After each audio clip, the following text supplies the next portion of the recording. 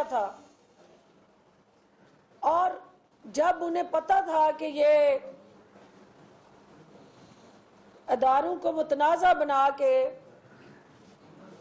پاکستان کو عدم استحکام کی طرف لے جانا چاہتے ہیں، اور آخری بیان جو ایک کٹ پتلی ایم این اے سے دلوایا گیا کہ ہم پاکستان کھپے کا نعرہ نہیں لگائیں گے، تو اس نے اس ساری دم توڑتی سیاست جو نون لیگ کی تھی اس کے تابوت میں آخری کیل ٹھونک دیا، اور پاکستان نہ کھپے کا نعرہ لگانے والوں کو کل جس رسوائی سے گزرنا پڑا، جس ڈٹائی سے وہ ایک دوسرے کے کارنامے اور سیاہکاریاں بیان کرتے رہے، اس سے ایک چیز بھی بڑی ابھر کے عوام کے سامنے آئی اور ایک حقیقت پھر سے کھل گئی کہ جو دوائی لینے گئے تھے اور جو ڈاکٹر کو دکھانے گئے تھے، ان کی بیٹی نے کل اعتراف جرم کر لیا کہ وہ ان کی جان کو نیب سے خطرہ ہے۔ اس کا مطلب ہے کہ نیب تو نہ کسی کی جان لے سکتا ہے اور نہ دے سکتا ہے، یہ اختیار تو اللہ کے پاس ہے۔ اصل خطرہ ان کے ابو کو جس چیز سے ہے وہ مال جانے کا خطرہ ہے، اثاثے ضبط ہونے کا خطرہ ہے، اور منی ٹریل دینے کا خطرہ ہے۔ اس قوم کے، اس ملک کے اربوں ڈالر منی لانڈرنگ کے ذریعے جو باہر گئے، ان حقائق کو واضح کر کے اعتراف جرم کا خطرہ ہے۔ اور پھر ایک انتہائی اہم کل ان کے اندر کی جو کہانیاں باہر آئیں، تو اسحاق ڈار جو سینٹ کے الیکشن میں پیپلز پارٹی کے امیدوار کو ووٹ ڈالنے نہیں آیا، اس کی وعدہ معاف گواہ بننے کا خطرہ ہے، کیونکہ جس دن اسحاق ڈار پاکستان آئے گا سب سے پہلے وہ اعتراف جرم کرے گا، اور وہ تمام حقائق جو اس سے پہلے وہ نیب کو ایفیڈیوٹ دے کے شریف خاندان کی کارستانیاں بتا چکا ہے، وہ انہیں خطرہ ہے کہ یہ کمزور دل اور کمزور ایمان والا شخص ہے، تو اس کو جو ہے جس دن پاکستان بھیجا، یہ سب سے پہلے گھر کا بھیدی لنکا ڈال دے گا۔ اور یہی وہ وجہ تھی کہ اس وقت کے وزیر اعظم جو آج کل بوتان عباسی کے نام سے جانے جاتے ہیں، انہوں نے اس قوم کے خرچے پہ سرکاری وسائل کا استعمال کرتے ہوئے اس مفرور کو پاکستان سے فرار کرایا، اور الٹیمیٹلی آج وہ اداروں کا، عدالتوں کا اور اوورآل اس قوم کا باہر بیٹھ کے جس طرح منہ چڑھا رہے ہیں اور پاکستان آنے سے قطنی کترا رہے ہیں، اس کے پیچھے حقائق یہ ہے کہ وہ ان سوالات کا جواب دینے کی بجائے وعدہ معاف گواہ بننے کے لیے زیادہ پرعزم ہے، تو اس لیے انہیں پاکستان آنے سے روکا جا رہا ہے، اور سینٹ کا ووٹ بھی وہ ڈالنے کے لیے نہیں تشریف لائے۔ آخری بات جو ہے وہ پیپلز پارٹی تو اس لیگ کے اندر چیمپئن بن گئی، انہوں نے اپنے سینیٹر بھی بنا لیے، انہوں نے سندھ میں اپنی حکومت بھی بچائی، اور اوورآل اپنی کھوئی ہوئی جو سیاسی ساکھ تھی اس کو میڈیا کی سکرینوں میں مین فرنٹ رول لیتے ہوئے وہ سپیس بھی گین کر لی۔ لیکن یہ دو جو تھے ہمارے اس پورے 11 جماعتوں کے اندر سیاسی اداکار، ان کے ہاتھ کیا آیا سوائے اپنے ہاتھ ملنے کے، وہ خالی ہاتھ ہی کل اس اجلاس سے چلے گئے۔ ایک یہ رول تھا جو پی ڈی ایم نے عوام کے سامنے بے نقاب ہو کے ہمیں گھر بھیجنے کے لیے جو دعوے کیے تھے، وہ کل جو ہیں وہ بیانیہ بھی تدفین ہو گیا، اور الٹیمیٹلی پی ڈی ایم کی سیاست کا جس دھوم سے آپ نے دیکھا کل جنازہ نکلا، تو میرے میڈیا کے ساتھی کہہ رہے تھے کہ مٹھائی کھلائیں، تو میں انہیں کہہ رہی ہوں کہ دشمن مرے تو خوشی نہ کریے، کیونکہ سجنا بھی مر جانا۔ تو چونکہ اس وقت اگر نون لیگ کا بیانیہ اپنی موت مرا تو ہمیں ان سے ہمدردی ہے، وہ حالت سوگ میں ہیں، آفٹر آل ہمارے کولیگ ہیں، تو ہمیں ان سے ہمدردی کرنی ہے۔ اب یہ ان کا جو کام تھا قوم کو گمراہ کرنا، ورگلانا، اداروں کو عدم استحکام کی طرف لے کے جانا، معیشت کو اور زیادہ پریشان کن حالات میں دھکیلنا،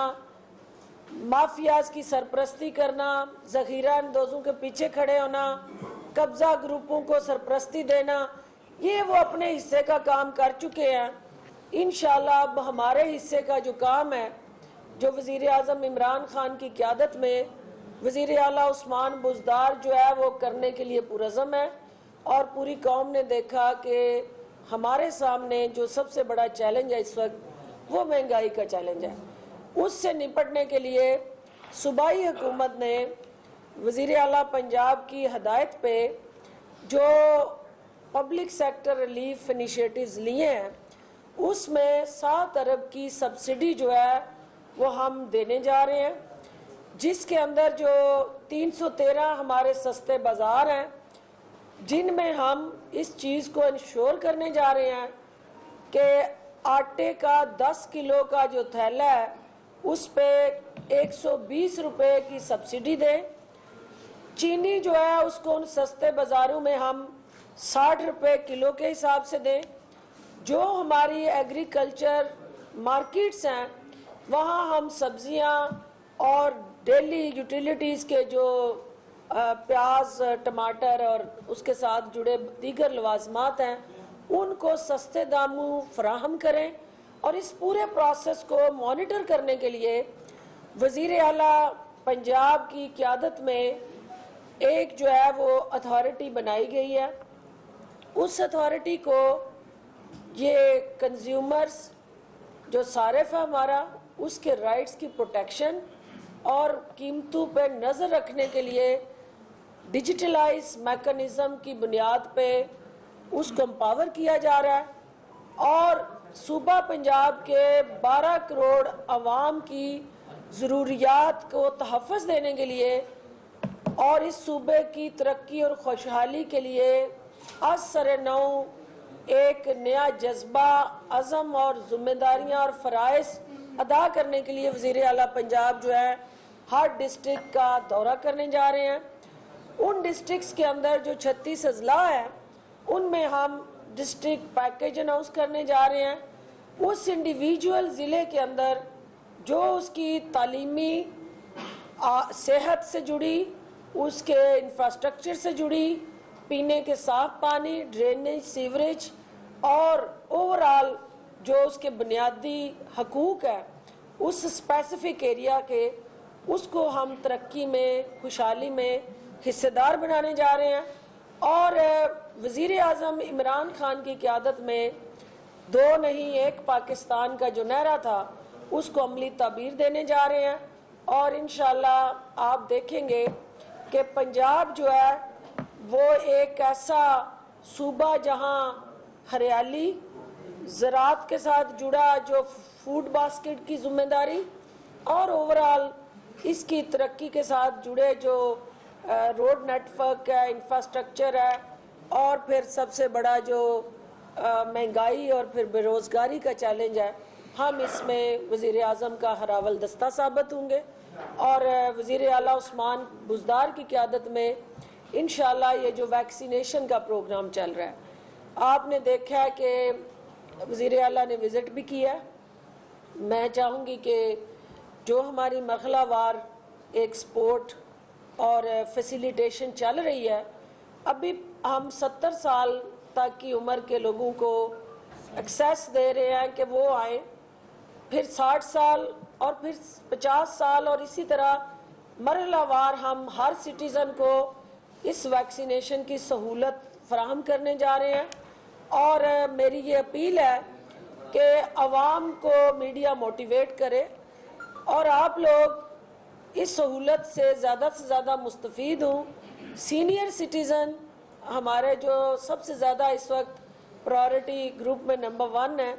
ہیلتھ ورکرز اور جو فرنٹ لائن ڈیفنس فورس ہے ہماری, جو پیرامیڈکس اور نرسز اور اس کے ساتھ جڑا ہیلتھ کیئر سسٹم میں کام کرنے والا طبی عملہ, ان کو تو ہم آلریڈی وہ ویکسینیٹ کر چکے ہیں. لیکن پبلک ایٹ لارج میں مرحلہ وار ویکسینیشن کا یہ عمل جو ہے وہ صوبہ بھر میں جاری ہے. اور میڈیا کے اندر بھی انشاءاللہ کل پرائم منسٹر کی قیادت میں جو میٹنگ ہوئی ہے, ہم نے یہ فیصلہ کیا ہے کہ ہم, چونکہ میڈیا بھی فرنٹ لائن آف ڈیفنس میں ہوتا ہے اور ہمیشہ اس وبا کو, کرونا کو کنٹرول کرنے میں میڈیا نے بھی اہم اور کلیدی کردار ادا کیا ہے. تو ہم یہ کہہ رہے ہیں کہ بھئی آپ جو ہے کچھ TORs ایسے بھی سیٹ کریں کہ ہر ضلع کے اندر ہمارا جو میڈیا ہے, اور اسپیشلی جو پنجاب کے, لاہور کے اور بڑے شہروں میں, ان کو بھی ہم اس ویکسینیشن کی سہولت سے مستفید کریں. اور انشاءاللہ جس طرح بحیثیت قوم ہم نے کرونا کا مقابلہ کیا تھا, ہم اسی طرح میڈیا کی سپورٹ سے یہ جو حالیہ لہر ہے بدقسمتی سے یہ انتہائی شدت اختیار کر گئی ہے, اور انفیکشس ریشو جو ہے ہماری اس وقت 7.1 اور 7.2 کے ارد گرد جا رہی ہے. تو یہ ایک الارمنگ سچویشن ہے. جہاں ہمیں SOPs کو فالو کرنا ہے, وہاں اس کے ساتھ ساتھ میڈیا کے ذریعے اویئرنیس اور عوام کو اس وبا سے بچانے کے لیے حکمت عملی پہ عمل کرنا ہے. آپ سب کی تشریف آوری کا بہت بہت شکریہ. ڈاکٹر صاحب یہ بتائیں دو چیزیں. ایک تو جو کرونا کی حالیہ لہر آئی ہے, ابھی تک عام لوگ اس طریقے سے وہ ریئیکٹ نہیں کر رہے, اب بھی ویسے ہی معمولات زندگی چل رہے ہیں. گورنمنٹ نے جس طرح پہلی لہر پر ایک مکمل کریک ڈاؤن تک گورنمنٹ گئی تھی, گورنمنٹ کیا اس تیسری جو 7 پوائنٹ پر جا رہی ہے, اس پر گورنمنٹ کیا اپنے SOPs کے ساتھ اسی شدت سے کام کرے گی؟ اور دوسرا آپ نے بات کی میڈیا کے حوالے سے, آپ کو کوئی مہینہ پہلے کا ایک لیٹر آپ کے حکم کے مطابق ہی دیا گیا تھا لاہور پریس کلب کے لیے, ابھی تک وہ لیٹر اس کی کوئی فیٹ طے نہیں ہو رہی کہ کب سے ویکسینیشن شروع کر رہی ہیں آپ؟ دیکھیے, جو کرونا ایز اے وبا آپ کے سامنے ایک چیلنج بنا ہوا ہے, تو یہ یقیناً پرائم منسٹر صاحب کا ویژن ہے کہ ہم نے جہاں پہ اپنے عوام کو بچانا ہے, ان کی جانوں کو بچانا ہے, وہاں ان کے روزگار اور کاروبار کو بھی بچانا ہے, اور ان سے غربت سے بھی بچانا ہے, بے روزگاری سے بھی بچانا ہے. تو پیرالل دونوں اسٹریٹجیز کو لے کے چلنا ہے. لیکن جو آپ کا دوسرا پوائنٹ ہے, NCOC ڈیسیژن لیتی ہے, NCOC کے فیصلے جو ہیں وہ صوبے امپلیمنٹ کرتے ہیں. NCOC کی ترجیحات میں میڈیا کو ہم نے انکلوڈ کرنے کے لیے ریکویسٹ کی ہے, اور کل بھی میٹنگ میں میں نے یہ گزارش کی تھی کہ میڈیا ایک ایسا ہمارا اس فیلڈ کے اندر سب سے مؤثر صفائی کے طور پہ لڑ رہا ہے, اور ان کی جانوں کا بھی تحفظ یقینی بنایا جائے. تو عن قریب انشاءاللہ اس پہ مثبت پیش رفت ہوگی, کیونکہ یہ فیصلے صوبائی حکومتیں انڈیویجولی نہیں لے سکتی, یہ ڈیسیژن NCOC کی سطح پہ ہونے, ہماری ریکمنڈیشن ان کے پاس ہے. میں پوری امید ہوں کہ جلدی اس حوالے سے ہمیں وہ ایک واضح لائے عمل دے دیں گے. ڈاکٹر صاحبہ یہ فرمائے گا کہ PDM کا جو حال ہوا وہ آپ کے سامنے ہے, مریم نواز کی سیاست کو آپ کیسا دیکھتی ہیں؟ کیا مریم نواز کا مستقبل ہے حمزہ یا شہباز شریف دوبارہ سے کوئی ٹیک اوور کریں گے, یا آپ سمجھتی ہیں کہ کل کی پریس کانفرنس کے بعد مریم نواز کا کیا سیاسی مستقبل ہے؟ دیکھیے, کل آپ نے دیکھ لیا کہ جہاں یہ حکومت کو گھر بھیجنے کے لیے سر جوڑ کے بیٹھے ہوئے تھے, حکومت گرانے کی باتیں کرنے والے جو ہیں وہ خود ہی ایک دوسرے کے وزن سے گر گئے, اور کہیں پہ بھی حمزہ شہباز کی کوئی آپ نے سٹیٹمنٹ نہیں سنی.